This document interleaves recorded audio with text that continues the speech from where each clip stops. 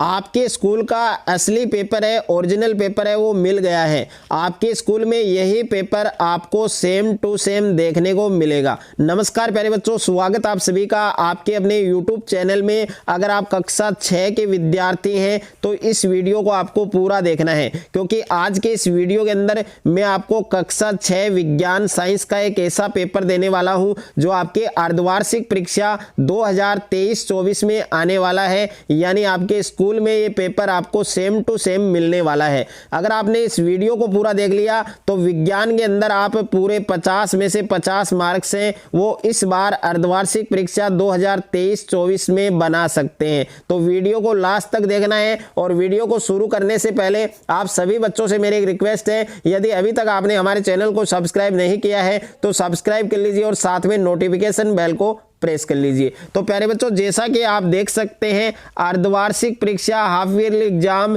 2023-24 का ये पेपर है और विषय आपके विज्ञान कक्षा 6 का ये पेपर है और समय है आपके 2 घंटे 30 मिनट का ये पेपर आपको दिया गया है और पूर्णांक है आपके 50। तो 50 में से 50 मार्क्स है, नंबर है वो आप आराम से इस पेपर से बना सकते हैं। तो वीडियो को आपको कहीं पर भी स्किप नहीं करना है। तो प्यारे बच्चों, सबसे पहले पेपर में आपको वस्तुनिष्ठ प्रश्न दिए गए हैं। तो इसमें पहला प्रश्न है आपके कि सर्वाहारी जंतु है।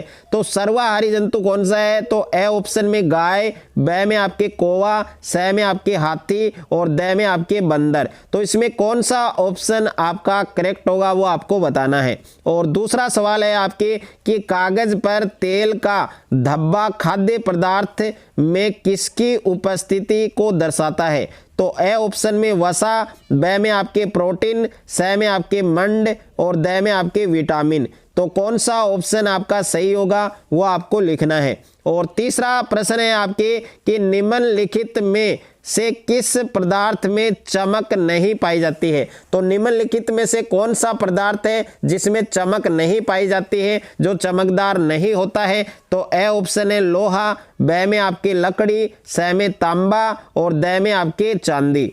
और क्वेश्चन नंबर 4 है आपके कि निम्नलिखित में से रेगिस्तान का जहाज कौन सा जंतु कहलाता है? तो ए ऑप्शन में बकरी, ब में ऊंट, स में भेड़ और द में आपके गाय। तो इसका करेक्ट आंसर आप सभी बच्चों को कमेंट बॉक्स में बताना है। उसके बाद में क्वेश्चन नंबर 5 है कि पौधों का कौन सा भाग मिट्टी के अंदर होता है? तो पौधों का कौन सा भाग मिट्टी के अंदर होता है वो आपको बताना है। तो ए ऑप्शन में जड़ है, ब में तना है, स में पत्ती है और द में आपके पुष्प हैं। इसका भी करेक्ट आंसर आपको बताना है। उसके बाद में देखिए नेक्स्ट क्वेश्चन है आपके उचित शब्द से रिक्त स्थानों की पूर्ति करो। तो प्रश्न संख्या 6 है आपके कि भारत में जूट यानी पटसन की खेती है वो की जाती है। तो इसमें रिक्त स्थान में क्या आएगा वो आपको फिल करना है। और 7वां प्रश्न है आपके कि विटामिनों के एक समूह को क्या कहते हैं? तो विटामिनों के एक समूह को क्या कहा जाता है ये आपको बताना है। और 8वां प्रश्न है कि एक दुग्ध उत्पाद है। तो दूध उत्पाद कौन सा है वो आपको बताना है। और अगला क्वेश्चन है कि निम्न में से सत्य और असत्य छांटिए। तो यहाँ पर प्रश्न संख्या 9 है आपके कि कभी कभी पौधे विषैले भी हो सकते हैं। तो ये सत्य है या असत्य है ये आपको बताना है। और प्रश्न संख्या 10 है कि रुई कपास पादप के तने से प्राप्त की जाती है।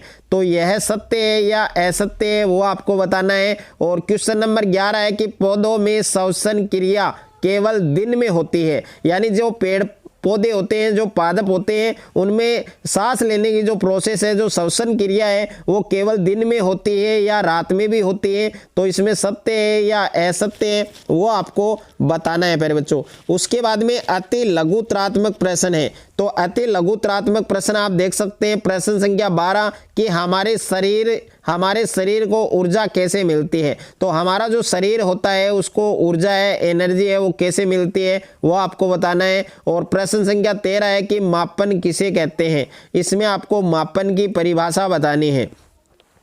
और क्वेश्चन नंबर 14 है आपके क्वेश्चन नंबर 14 आप देख सकते हैं कि बर्फ के पिघलने से बने जल को क्या वापस बर्फ में बदल सकते हैं? तो उसका रीज़न आपको बताना है, बदल सकते हैं या नहीं बदल सकते हैं। और प्रश्न संख्या 15 है कि प्लास्टिक से बनाई जा सकने वाली 5 वस्तुओं के नाम आपको लिखने हैं। और क्वेश्चन नंबर 16 है कि वाष्पन किसे कहते हैं। इसमें प्यारे बच्चों आपको वाष्पन की परिभाषा है वो लिखनी है।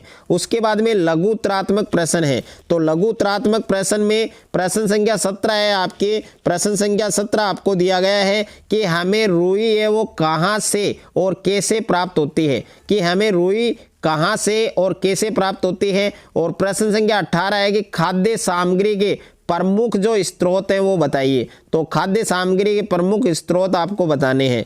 क्वेश्चन नंबर 19 है आपके कि भोजन में पर्याप्त प्रोटीन नहीं होने पर कौन से लक्षण दिखाई देते हैं। तो भोजन में पर्याप्त प्रोटीन नहीं होने पर कौन कौन से लक्षण हैं वो दिखाई देते हैं। और प्रश्न संख्या 20 है आपके कि पौधों में प्रजनन किस प्रकार होता है समझाइए। और प्रश्न संख्या 21 है कि केचुए किस प्रकार मिट्टी को उपजाऊ बनाते हैं। जो केचुआ होता है वो किस प्रकार मिट्टी को उपजाऊ बनाता है वो आपको बताना है। निम्नात्मक प्रश्न है। प्रश्न संख्या 22 है कि शाक, झाड़ी और वृक्ष में अंतर स्पष्ट कीजिए। और प्रश्न संख्या 23 है कि पदार्थों के पृथक्करण की विधियों का वर्णन कीजिए। और प्रश्न संख्या 24 है कि विभिन्न पोषक तत्व हमारे शरीर के लिए किस प्रकार से उपयोगी है वो आपको स्पष्ट करना है। और क्वेश्चन नंबर 25 है कि मूंग अथवा चने के बीजों को आप किस प्रकार अंकुरित करेंगे ये भी आपको बतलाना है। तो प्यारे बच्चों इस वीडियो के अंदर साइंस का पूरा पेपर मैंने आपको दिया है। अगर आपने इस पेपर को एग्जाम से पहले अच्छे से आपने तैयार कर लिया तो पूरे 50 मार्क हैं वो आप अचीव कर सकते हैं। अगर आपको ये वीडियो अच्छा लगे तो वीडियो को आप ज़्यादा से ज़्यादा बच्चों के साथ शेयर करें, ज़्यादा से ज़्यादा वीडियो को लाइक करें। और चैनल पर आप नए हैं तो चैनल को आप सब्सक्राइब कर लीजिए और साथ में नोटिफिकेशन बेल को प्रेस कर लीजिए ताकि इस प्रकार कक्षा 6 से संबंधित कोई भी वीडियो आपके मिस ना हो। और टेलीग्राम चैनल और व्हाट्सएप चैनल जरूर ज्वाइन करना है जिसका लिंक मैंने डिस्क्रिप्शन में दे दिया है।